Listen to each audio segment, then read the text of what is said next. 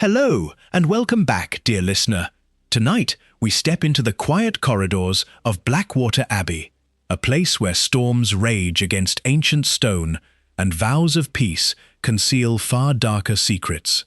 When a midnight murder shatters the sanctity of this holy retreat, only one man can untangle the threads of rivalry, faith, and deception hidden among the devout, the inimitable Hercule Poirot. For even the holiest of places, as we shall see, cannot wash away the stain of murder. Before we begin, if you're enjoying these classic-style mysteries, do consider following along and leaving a little word of support. It helps these stories reach more curious minds like yours. Now then, let us draw back the heavy oak doors of Blackwater Abbey and step inside. The storm gathers. The road to Blackwater Abbey was not one that welcomed strangers. Hercule Poirot sat stiffly in the back of the hired car, his gloved hands folded upon the silver head of his cane, and watched the Devon countryside darken beneath a sky the colour of an old bruise. The driver, a taciturn man named Whodunit, had said perhaps a dozen words since collecting him from the railway station at Exeter, and most of those had concerned the weather. "Storms coming in off the water, sir," Whodunit had said, glancing up at the clouds massing over the cliffs. "Always does this time of year. Abbey gets cut off sometimes, when the causeway floods." "Cut off?" Poirot had repeated, with the faint frown of a man who did not care for such phrases. "You mean to say there is no other road?" "Only the one, sir, and the tide takes it twice a day." Poirot had said nothing further, though privately he reflected that he was perhaps too old, and certainly too fond of his comforts, to be spending a long weekend in a converted monastery perched at the edge of England, accessible by a single road that the sea saw fit to swallow. He was here as a favour to his old friend Father Ambrose Thorn, who had written to him some weeks previously with a letter that managed to be both apologetic and urgent in equal measure. "My dear Poirot," the letter had read, "I would not trouble a man of your considerable talents and considerable fatigue with so small a matter, were I not genuinely troubled myself. There is something not right at Blackwater, I cannot say what. Perhaps it is nothing more than an old priest's nerves, but I would take it as a great kindness if you would come and see for yourself, under the pleasant pretence of a restful retreat." Poirot had very nearly declined. He had, in recent months, permitted himself to feel his 60-odd years rather more than he once had, a stiffness in the knee on damp mornings, a certain reluctance to rise before 9, a tendency to nod off over his newspaper that he found faintly humiliating in a man who still prided himself on his mental vigour. But Ambrose Thorn was an old friend, and old friends, Poirot had found, were owed things that strangers were not.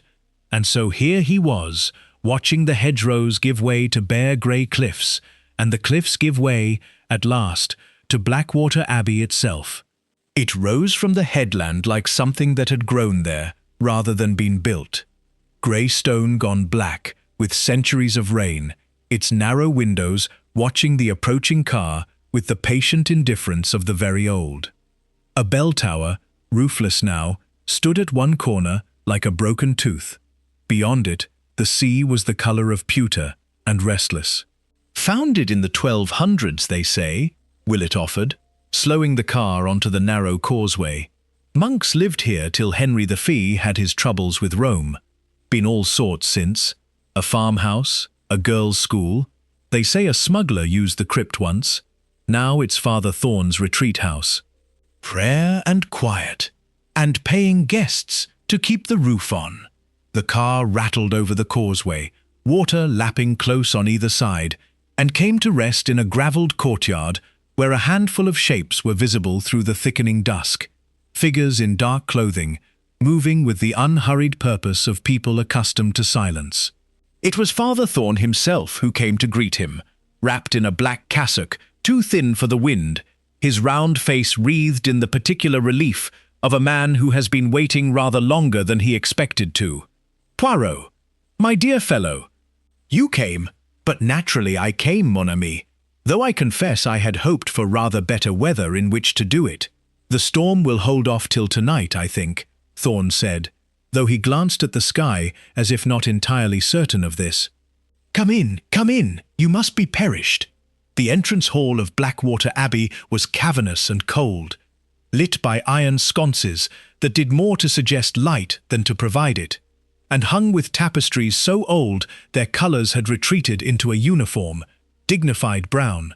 A fire burned in a hearth large enough to roast an ox, and gathered near it, in the manner of people who had arranged themselves to look casual and had not quite succeeded, were the other guests. Let me make the introductions, Thorn said, with the slightly too bright tone of a host determined to set everyone at ease. This is Mother Perpetua, who has charge of the sisters here. The woman who inclined her head was perhaps 60, her face carved into lines of considerable authority. Her eyes, Poirot noted, for he noted such things, sharp and assessing beneath the plain white wimple. Monsieur Poirot, she said, in a voice that had clearly commanded obedience for several decades. We are honoured, though I confess I am not entirely sure why a detective travels among us as a retreatant. An old man's holiday, madame, nothing more, Poirot said, with a small bow, and did not miss the flicker of scepticism that crossed her face.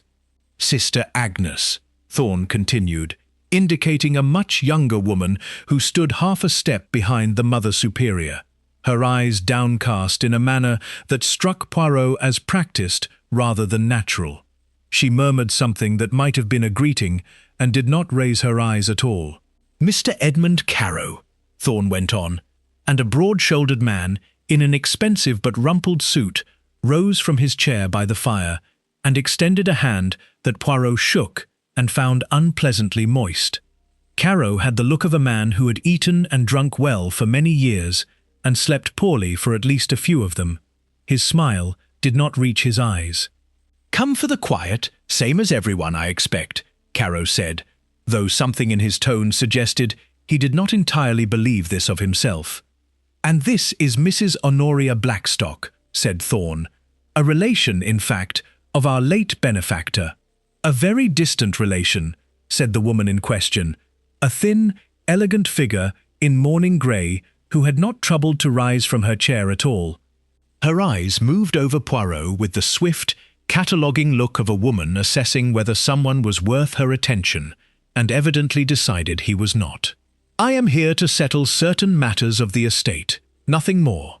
And finally, Thorn said, a shade too heartily, Silas, our gardener and general caretaker, who has been with the Abbey longer than I have. The old man by the door, for he had been standing so still and so much in shadow that Poirot had not immediately registered him, nodded once, said nothing at all, and slipped away toward the kitchens with the silent economy of movement of a man who preferred not to be looked at. Poirot removed his gloves, finger by finger, and surveyed the room with the particular attention he brought to any gathering of people who did not wish to be observed.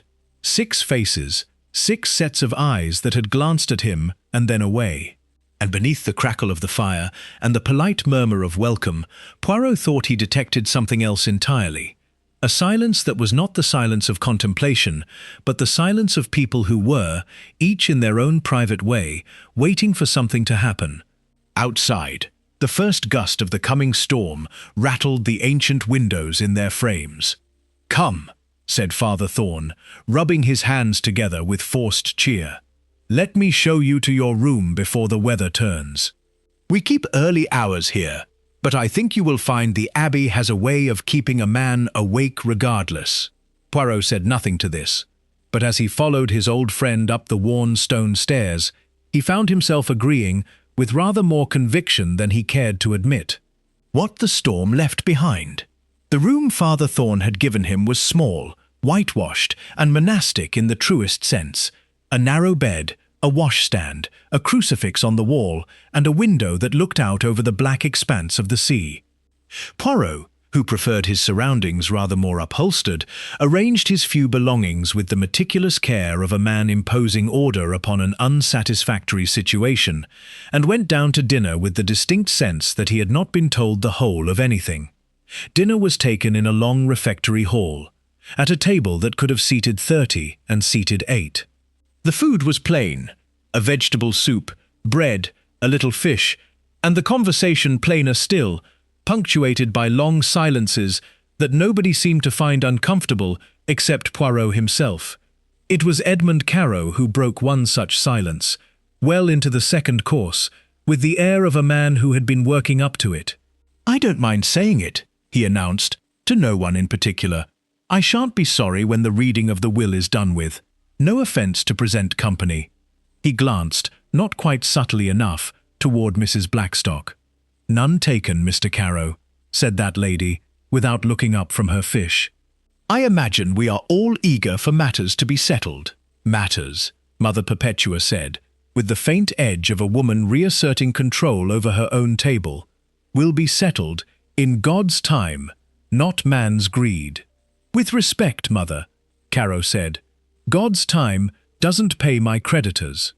A silence followed this remark that was, Poirot thought, considerably more interesting than anything that had preceded it. Sister Agnes, who had said almost nothing throughout the meal, set down her spoon with a small, precise click and folded her hands in her lap, and Poirot noted that her knuckles had gone white. "You will forgive an old man's curiosity," Poirot said into the silence, in the mild, faintly foolish tone he found so useful for loosening tongues. "But I confess, I do not entirely understand the arrangement here. A will? An estate? This concerns the Abbey itself?"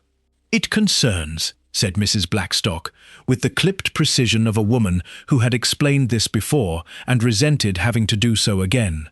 "My late uncle, Josiah Blackstock, who some years ago gave a very great deal of money to this abbey, on the understanding, verbal, unfortunately, and much disputed, that certain conditions would be honoured.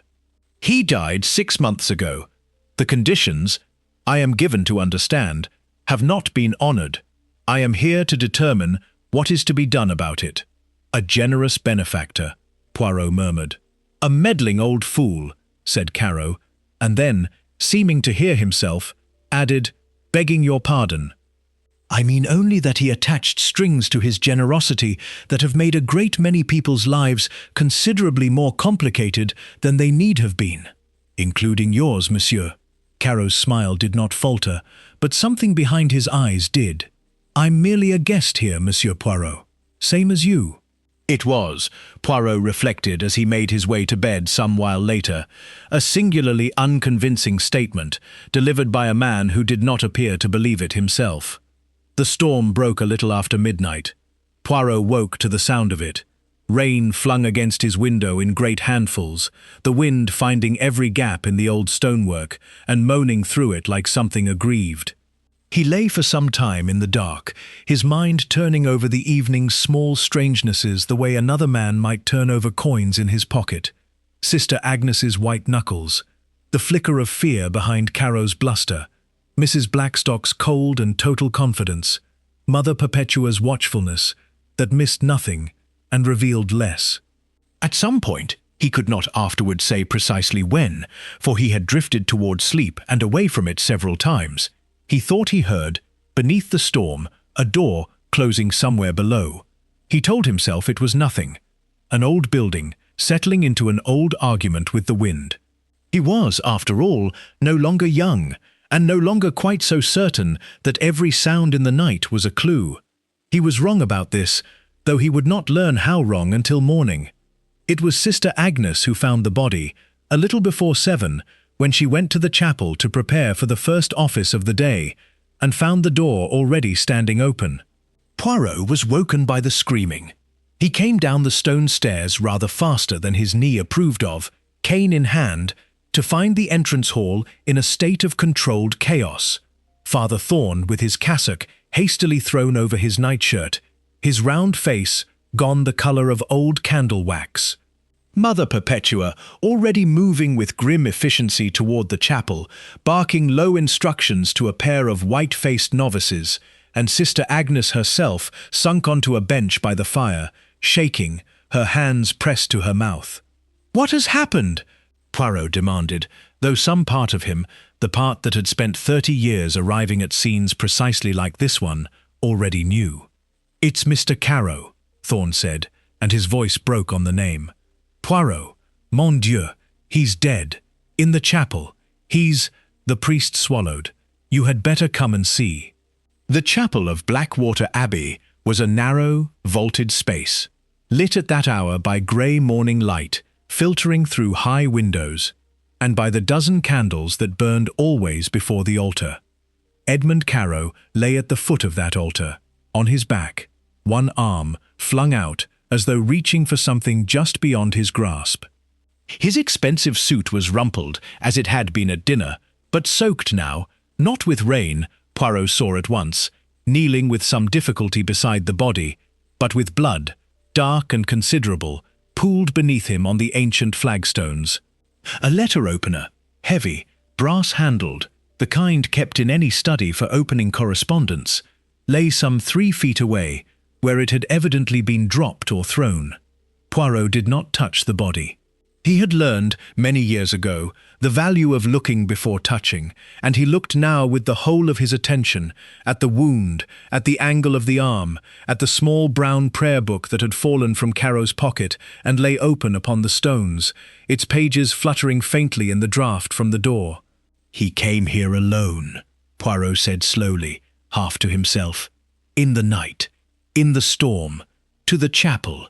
Why, I wonder, would a man like Edmund Carrow, who did not, I think, strike anyone at dinner as a man given to midnight devotions, come alone to a chapel in a storm?" "Unless," said a voice from the doorway, and Poirot turned to find Mother Perpetua standing there, her face composed once more into its habitual sternness, though her eyes, Poirot noted, would not quite meet the body on the floor, unless he did not come alone at all. "Précisément, ma mère," said Poirot, rising with the aid of his cane, his own old bones protesting the damp and the hour, and, not least, the sudden and unwelcome return of a feeling he knew very well, the cold, clear certainty that his holiday, such as it had ever been, was over. Unless he did not come alone at all. Outside, the storm had begun, at last, to pass. But within the ancient walls of Blackwater Abbey, Poirot understood something considerably darker had only just begun. The shape of the night. By 9 o'clock, Father Thorn had done what any sensible man would do, telephoned the county police from the one instrument the Abbey possessed, in a draughty alcove off the kitchens, and been informed, with the particular apologetic helplessness of rural constabularies everywhere, that the causeway was flooded, would remain flooded until at least the afternoon tide, and that Detective Inspector Hale would come the moment it was passable. Which left Blackwater Abbey for some 6 or 7 hours at least, entirely alone with its dead man and whoever had made him so. "You understand, Poirot," Thorn said, wringing his hands in the small study he had given over to the purpose. "I would not dream of asking you that is, you are a guest, and a friend, and I have no right to impose Ambrose." Poirot held up a hand. "You wrote to me because something troubled you here. Before ever a man died, now a man has died. I do not think either of us believes any longer that these are separate matters. I will do what I can, and Inspector Hale, when he arrives, will no doubt be grateful to find the ground already gone over, properly, and not trampled by well-meaning amateurs. Then you'll help. I am already helping, mon ami. I have been helping since I noticed that Sister Agnes could not eat her dinner for trembling, and that Mr. Carrow smiled with his mouth and not at all with his eyes. Now, tell me first of the Abbey itself. I find a murder is always easier to understand once one understands the house that contains it." Thorn, grateful to be given something concrete to do, produced a sheet of paper and, in the careful hand of a man who had once illuminated manuscripts, sketched a rough plan. The Abbey formed a rough quadrangle around a central cloister garden, long since given over to vegetables and a few stubborn roses. The chapel occupied the eastern range, connected by a covered walk to the sleeping quarters, the sisters in the northern range, guests in the southern, Thorn and the domestic offices in the west. A single door led from the cloister into the chapel. Another, heavier and usually bolted at night, opened from the chapel directly onto the cliff path outside. "That outer door," Poirot said, tapping it. "Is it always bolted at night?" "Always. Silas sees to it himself, last thing." "And was it bolted this morning?" Thorne's round face creased with the effort of memory. I did not think to look. Mother Perpetua may know. Or Silas." "We shall ask them," Poirot said, and made a small note in the black book he carried, in his own particular and rather difficult shorthand. "Now, who among your guests keeps to their room at night, and who does not?" "I hardly think. Ambrose. A man died with a letter opener in his chest, in a locked abbey, in the middle of a storm that kept the entire world outside from reaching him. Whoever did this was inside these walls with us. I would know who was where." Thorne sat down rather heavily. "Mother Perpetua sleeps little. She keeps a kind of vigil most nights, I believe. Walks the cloister when she cannot rest. Sister Agnes I could not say. Mrs. Blackstock keeps to her room religiously, has done since she arrived, hardly says 2 words to anyone outside of meals. Silas sleeps above the stables, quite apart from the rest of us." He hesitated, "and I myself did not sleep well, and was up and down a good part of the night, though I could not tell you exactly when." "And Mr. Caro?" "That I cannot say at all." Poirot closed his notebook with a small, decisive snap. "Then let us go and look at the chapel once more, before too many feet have crossed that floor, and let it tell us what it can, before the good Inspector Hale arrives to tell us we have contaminated his evidence." The chapel, in full daylight, was a study in contrasts. The plain grey stone, the worn kneeling cushions, the small violence of the dark stain upon the flagstones that no amount of morning light could make ordinary. Caro's body had not yet been moved. Mother Perpetua had insisted, with some justice, that nothing be touched until the police arrived, and had posted herself, arms folded, just inside the door, as though daring death itself to misbehave further under her supervision. "You keep a careful watch, ma mère," Poirot observed, crouching once more beside the body with the particular care of a man whose knees had opinions on the matter. "Someone must," she said. "This is a house of God, Monsieur Poirot, whatever it has become tonight.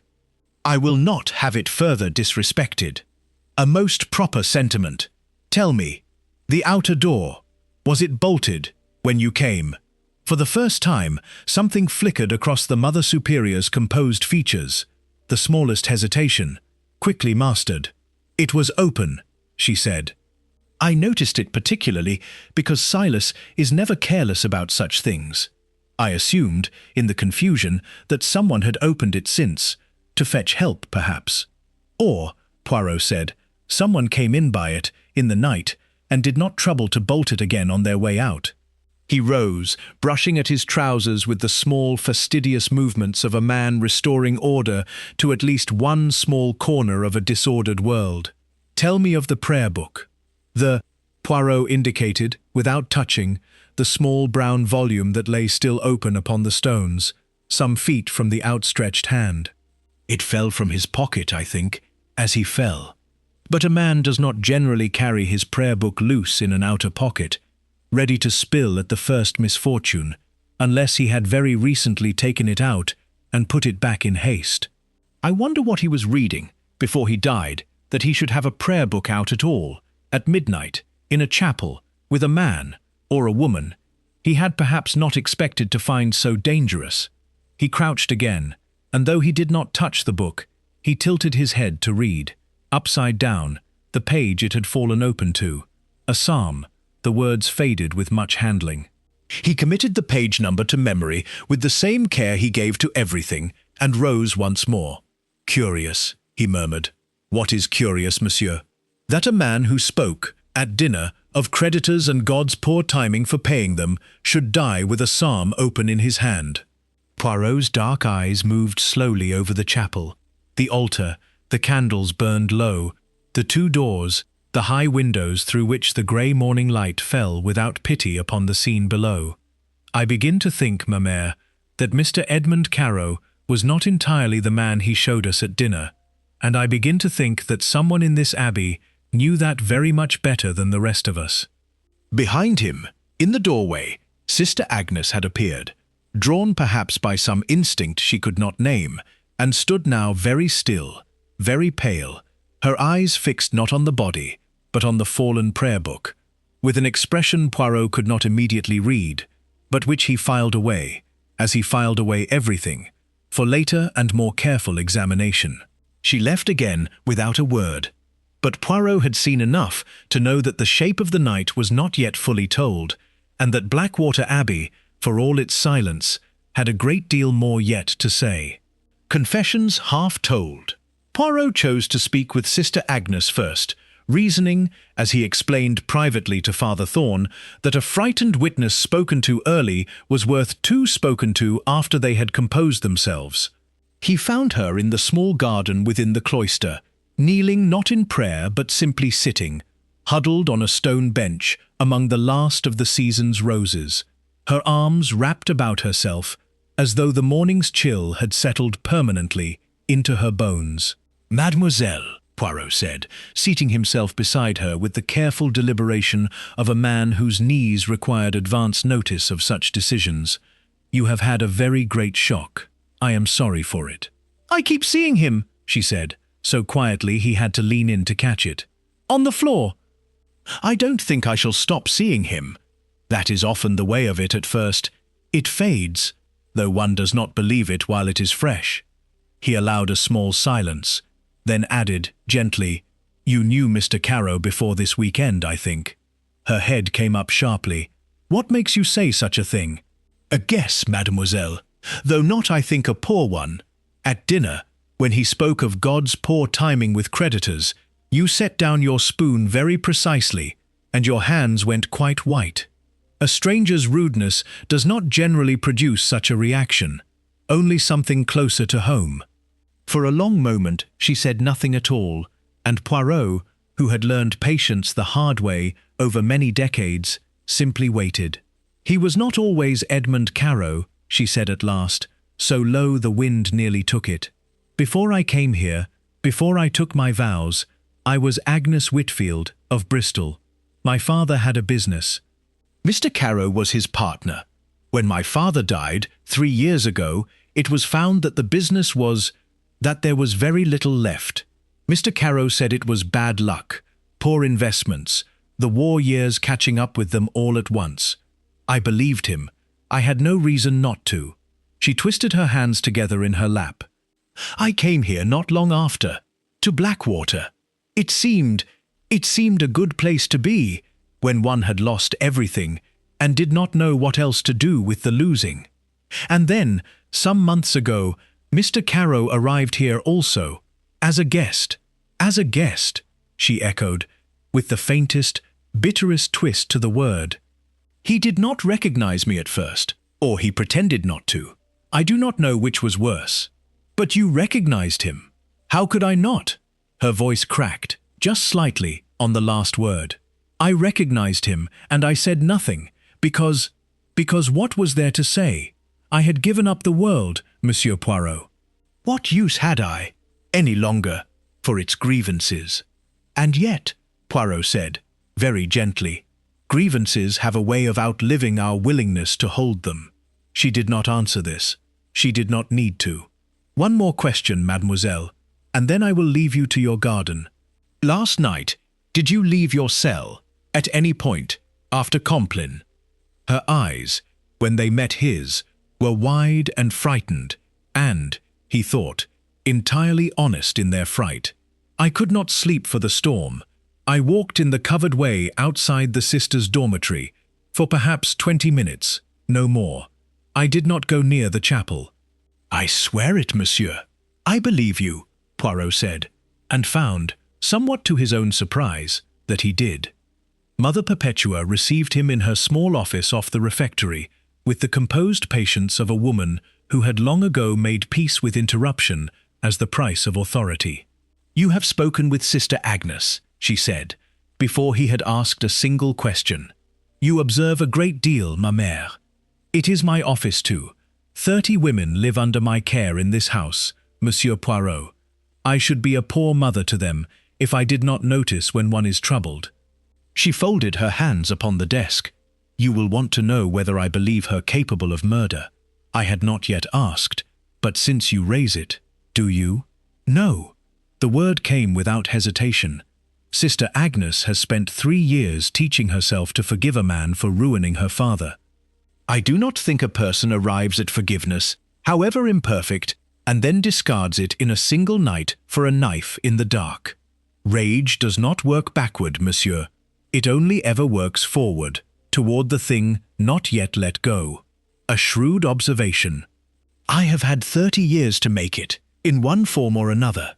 She regarded him steadily. You will also wish to know where I was, in the night. You anticipate me most efficiently.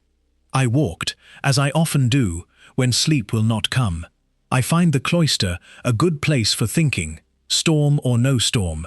I did not go into the chapel. I saw no reason to, and the door, when I passed it near 1 o'clock, was closed, though I could not tell you whether it was bolted. I saw no one else abroad. I heard, once, a door, I could not say which, and thought little of it, for old buildings groan a great deal in weather such as we had. You did not think to investigate, Monsieur Poirot, she said, with the ghost of something that might, in a less disciplined face, have been a smile. I am the head of a religious house, not a night watchman. I have learned not to chase every sound in the dark. I am beginning to think I should have made an exception last night. It was, Poirot reflected as he took his leave, the nearest thing to regret he had yet heard cross her lips, and he was not entirely sure whether it was regret for a man she had barely known, or regret for a stillness she had chosen not to break. Mrs. Honoria Blackstock, by contrast, received him with the brisk impatience of a woman who considered the entire proceeding an imposition upon her time. I did not know Mr. Caro before yesterday, she said, before he had properly seated himself in her small guest room, every surface of which had already been arranged with the tidy precision of a woman incapable of leaving disorder unaddressed. I cannot imagine what use I am to you. And yet you argued with him at dinner over matters of inheritance. I did not argue. I stated facts he found inconvenient. There is a difference, monsieur, though I grant it is not always visible to men who prefer their conversations agreeable. What facts precisely, madame? She considered him for a moment, as though weighing whether he had earned the answer, and apparently decided he had. My uncle Josiah left a considerable sum to this abbey, on condition that it be used to establish a school for local children, his particular passion, in his last years. I have reason to believe that sum was not used as intended. I believe it went, instead, towards settling certain debts. Debts, I might add, that I have since learned Mr. Caro himself had a hand in incurring, through some scheme he persuaded Father Thorn into some 2 years past. A scheme that failed, rather badly. Poirot's eyebrows rose fractionally. Father Thorn has said nothing of this. I imagine he would not. A priest does not care to advertise his own gullibility, Monsieur Poirot. Particularly not when it has cost his abbey a dead benefactor's trust, and a considerable sum of money besides. Her thin mouth tightened. I came here to determine the truth of it, and to see the money, what remains of it, properly redirected. Mr. Caro's death changes nothing in that regard. If anything, it removes an obstacle. That is a very cold way to speak of a man not yet buried, madame. I did not kill him, Monsieur Poirot, if that is what you are circling toward with such admirable patience. I disliked him a great deal, and I will not pretend otherwise for the sake of politeness. But I am 61 years old, I sleep with a tisane and a shut door, and I did not leave this room after 10 o'clock last night. Whether you believe that is, I imagine, entirely your own affair. Poirot inclined his head and rose to leave, but at the door he paused. One thing more, madame. This scheme of Father Thorn's, do you know its nature? Something crossed her face, not quite a smile, but something with a smile's coldness. You had better ask Father Thorn that, monsieur. I find priests tell such stories so much more movingly than lawyers do. The weight of old debts. Poirot found Father Thorn in the small chapel of the Abbey's library. Not the scene of the murder, but a private alcove where a single stained glass window cast fractured colour across a writing desk buried in unopened correspondence. The priest sat with his head in his hands, and did not look up until Poirot cleared his throat. "Ambrose," Poirot said, with the particular gentleness he reserved for old friends about to be disappointed in him, "Mrs. Blackstock has told me of a scheme. 2 years past. Debts. I think it is time you told me the rest yourself before I am obliged to piece it together from the unkind version." Thorn's face, when he raised it, had gone grey in a way that had nothing to do with the morning's grief. "I wondered how long it would take," he said, with something like relief in his exhaustion. "I have been a coward about it, Poirot. I confess that freely. Sit, please. I find I would rather tell it sitting down." Poirot sat. 2 years ago, this abbey was in a very bad way. The roof, the causeway wall, the sisters' dormitory, all of it crumbling, and no funds to speak of beyond what Josiah Blackstock had already given for the school. "Edmund Carow came to us then, a benefactor's friend," he said, "a man of business who had heard of our difficulties and wished to help. He proposed an investment, a sound one, he said. Shipping interests, I believe, though I understood very little of the particulars and was, God forgive me, too grateful for the offer to ask hard enough questions." Thorn's hands twisted together. "I authorized the use of a portion of Josiah's bequest, money meant for the school, to enter into this scheme, believing it would be repaid twofold within the year, and the school built besides, better than ever intended. And it failed, spectacularly, within 4 months. Carow professed himself devastated, ruined nearly as badly as we were, he said, and swore he would find some way to make it right. He has been finding that way, in his fashion, ever since. Small sums, here and there, never enough, always with some new excuse for the delay." Thorn's voice cracked. "And then Josiah died, and his niece began asking questions I had no honest answers for, and Carow proposed that he come here, to this retreat, under the guise of a guest seeking peace, so that we might discuss privately how to settle matters before the family solicitors became involved." "You met with him then, last night?" Thorn's hesitation was answer enough before his words came. "Yes. After Compline, I went to his room, not the chapel, I swear to you, Poirot, and we spoke for perhaps half an hour. He was agitated, said he had made arrangements to repay a portion of the debt, that documents would arrive within the week, that I was not to worry Mrs. Blackstock further.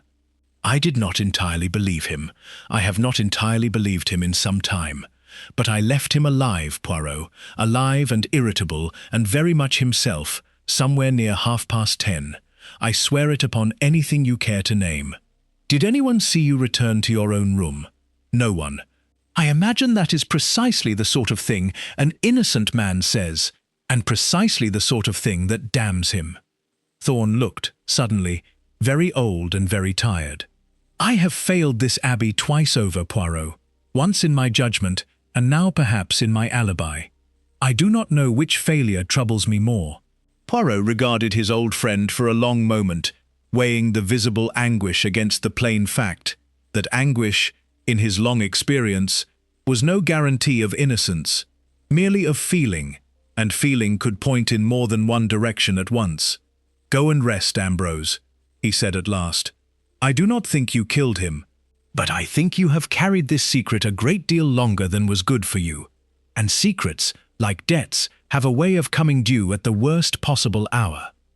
It was Silas, last of all, whom Poirot sought out, in the low stone building behind the stables that served as both tool-shed and, evidently, home.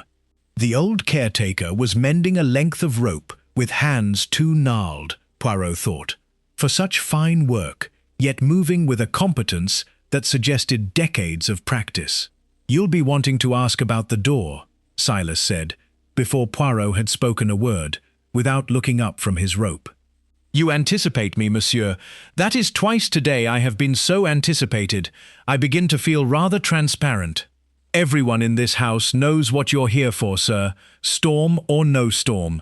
I bolt that chapel door every night, have done for 11 years.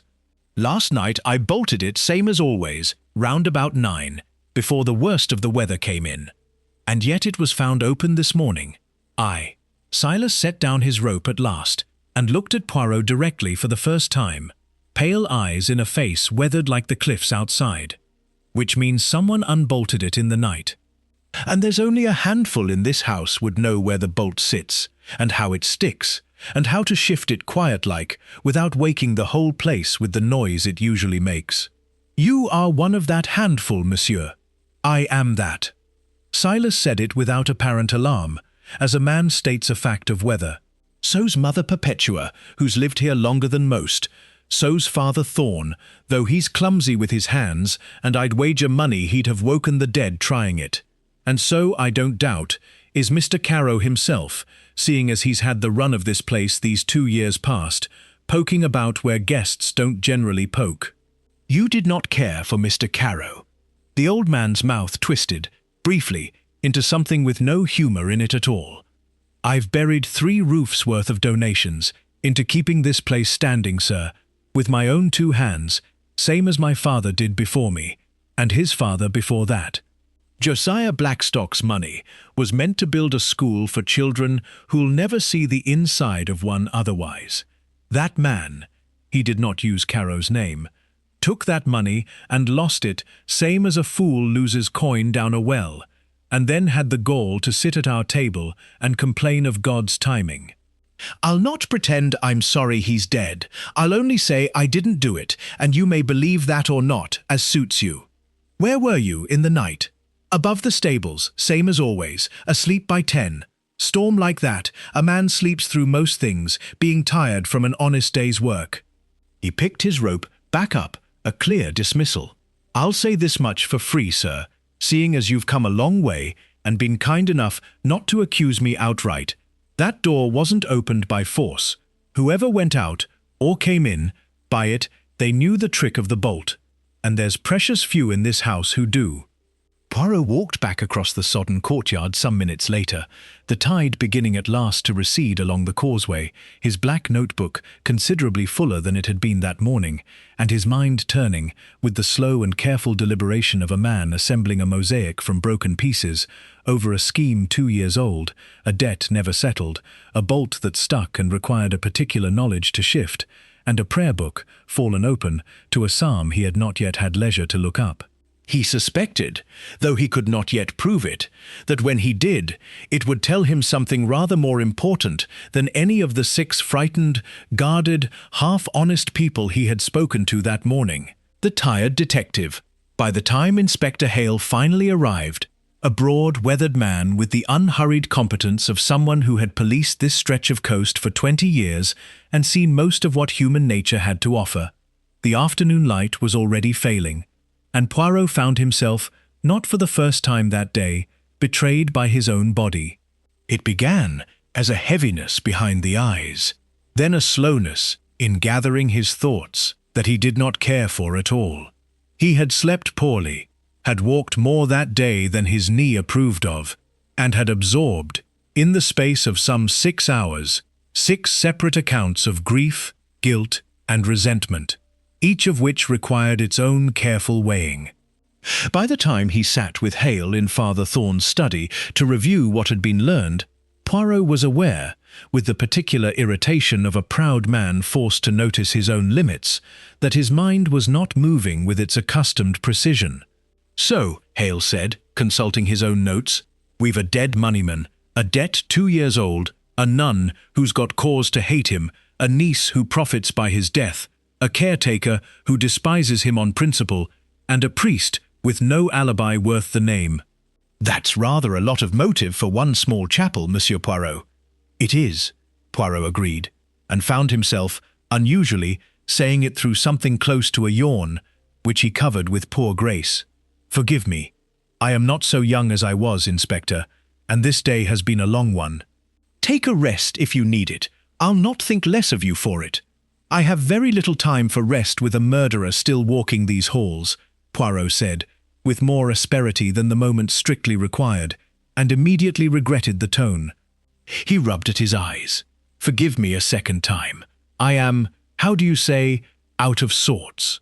It was in this state, tired and short-tempered with himself, that Poirot made what he would later recognize as his one clear misstep of the investigation. He had become, over the course of the day, increasingly convinced that the bolt on the outer door was the key to the whole matter, that whoever had unbolted it must be the guilty party, since only a handful of people knew its trick. And Father Thorn, by his own admission, had visited Caro's room the night before, agitated, with motive both old and freshly renewed by Mrs. Blackstock's questions. It was, Poirot reasoned, in his fatigue, a tidy enough solution.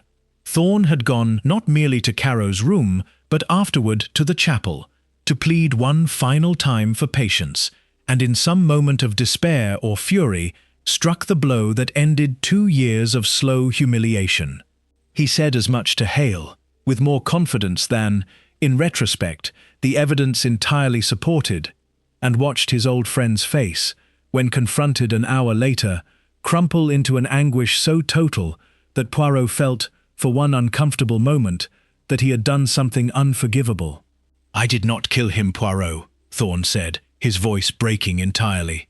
"I have failed this abbey in 100 ways, but not that one, not that."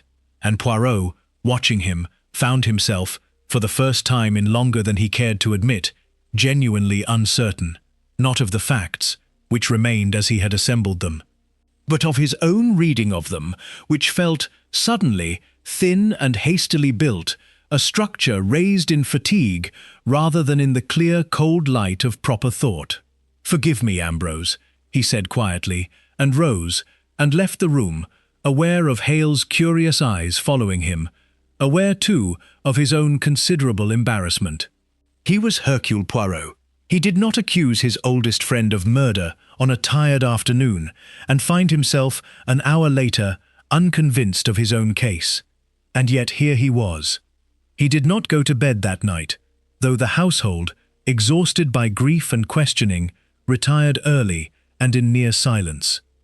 Instead, he sat by the small window of his room, a blanket about his shoulders against the chill, and made himself, with the discipline of long habit, set aside everything he had concluded that day and begin again from the beginning, as though the case were entirely new, and he a stranger to his own prior reasoning. The storm had passed.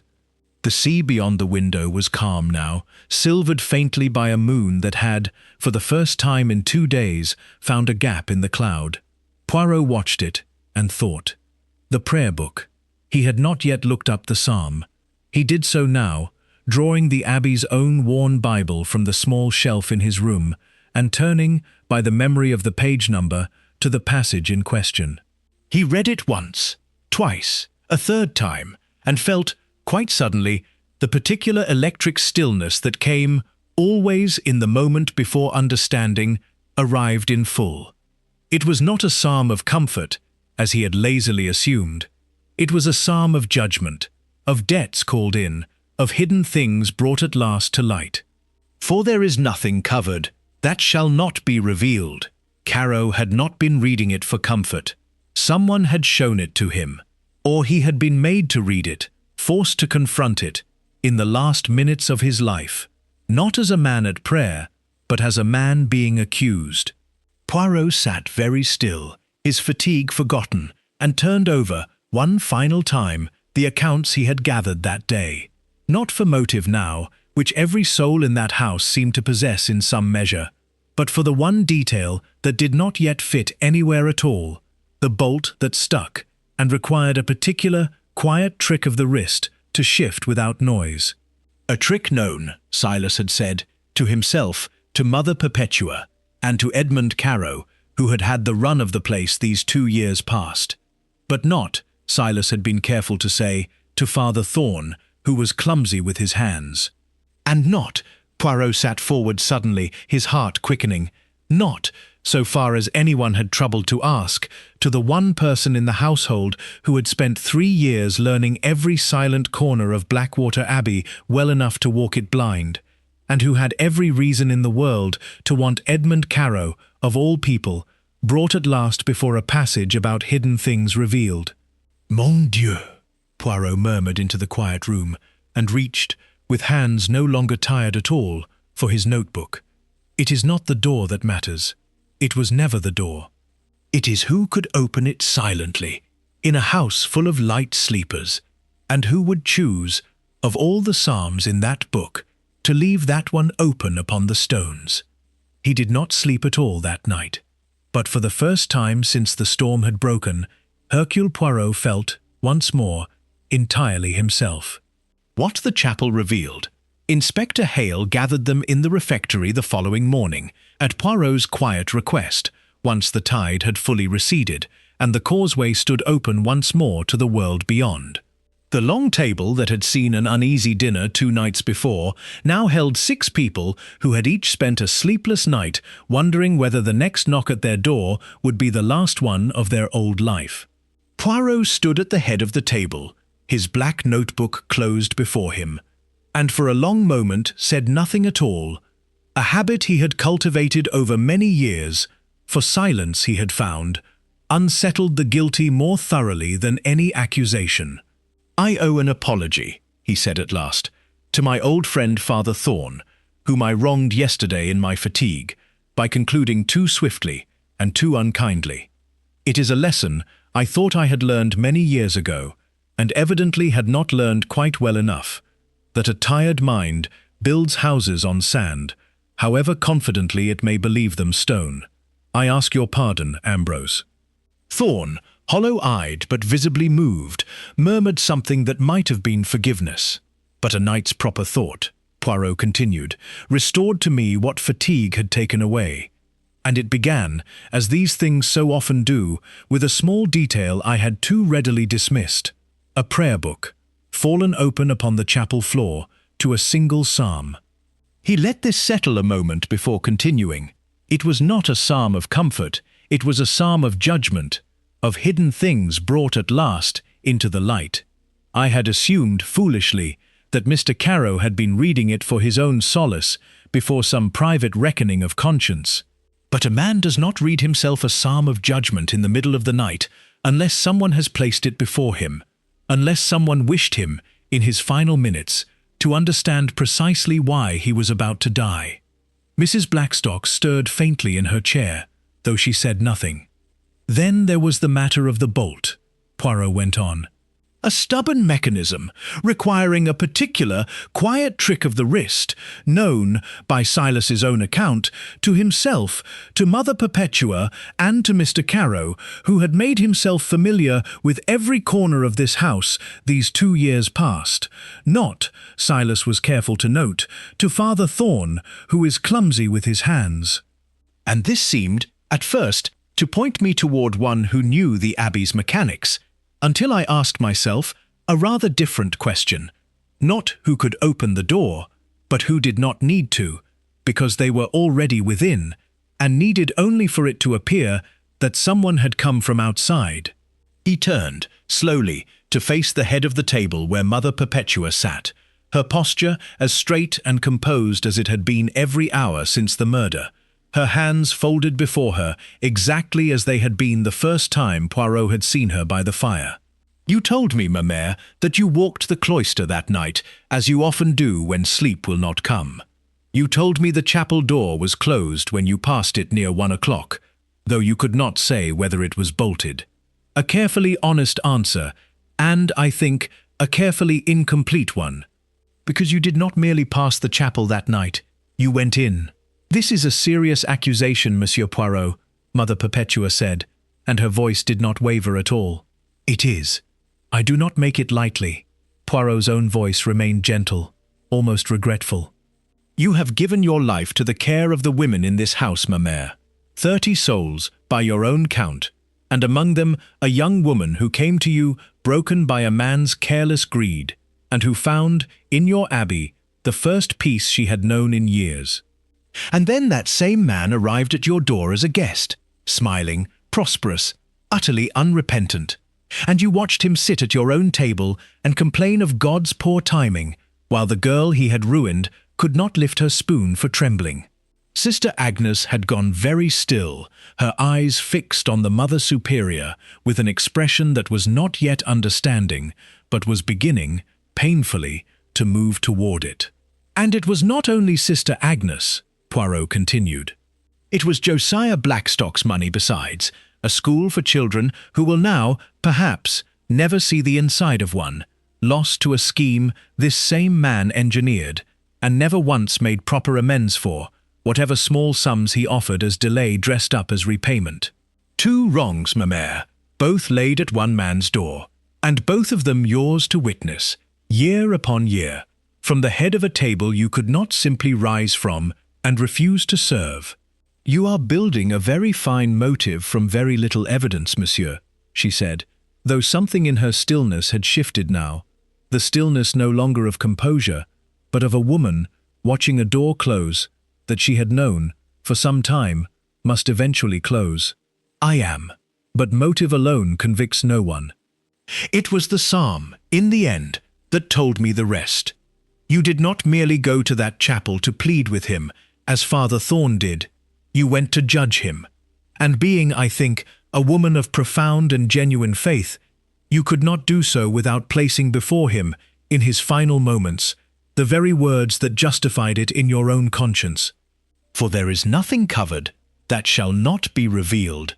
You did not choose that passage by accident, Mother Perpetua. You chose it because you believed, with your whole heart, that you were not committing a murder at all, but delivering, at long last, a judgment that God himself had delayed too long. The silence that followed was total. Even Inspector Hale, hardened by 20 years of confessions extracted the hard way, did not move to fill it. It was Mother Perpetua herself who broke it, and when she spoke, her voice had lost none of its steadiness, only its coldness. I asked him to meet me, after Compline, to discuss terms for the school's restoration one final time. I intended only to speak. I had intended it for weeks. But he laughed at me. Monsieur Poirot laughed, and said the money was long gone and long spent, and that a bunch of praying women had no more claim on it than the sea did, and that I might take my judgment and my psalms and be done troubling him. And I found, in that moment, that I could no longer distinguish between the anger of a woman wronged and the righteousness of a woman charged with 30 souls' welfare. I have asked myself every hour since which of those two things was truly speaking when I picked up that letter opener. I do not know that I shall ever be entirely certain. That uncertainty, Poirot said quietly, is, I think, the truest thing you have said to me since I arrived at this abbey. She did not weep, and she did not protest further when Inspector Hale rose and spoke the formal words that ended, in one sentence, 30 years of quiet authority. She only turned, before they led her out, to Sister Agnes, and said, with something that might almost have been tenderness, "Be at peace, child. Whatever else is true, you owe that man nothing further, not fear, not memory, not one more trembling hand at dinner. That much, at least, I have given you." The causeway was clear by early afternoon, and Hercule Poirot took his leave of Blackwater Abbey with considerably less enthusiasm for the journey than he had felt arriving, though for entirely different reasons. He found Father Thorn waiting by the car, his round face still drawn with the particular grief of a man who has lost, in a single weekend, both an old certainty about a trusted friend and a newer, more painful one about the woman who had led his sisters for a decade. "I do not know how to think of her now," Thorn admitted, as Willett loaded the last of Poirot's small luggage. "Nor, I think, does she," Poirot said. "That is, perhaps, the saddest truth in all of this, Ambrose. She did not set out to become a murderer. She set out to protect what she loved, and found, at the last, that protection and vengeance had grown so tangled together in her heart that she herself could no longer tell where one ended and the other began. It is a very human failing, dressed here in a habit and a wimple, but human nonetheless, for all the holy walls around it." He settled himself into the car and looked back once at the grey abbey rising against a sky finally, mercifully clear. "Even the holiest of places, mon ami," he said softly, more to himself than to his old friend, "cannot wash away the stain of murder. They can only teach us, perhaps, to look for it more carefully in the last places we think to search. The car rolled forward over the causeway, the sea calm now on either side, and Blackwater Abbey, its secrets told, its silence broken at last, grew smaller behind him, and then was gone.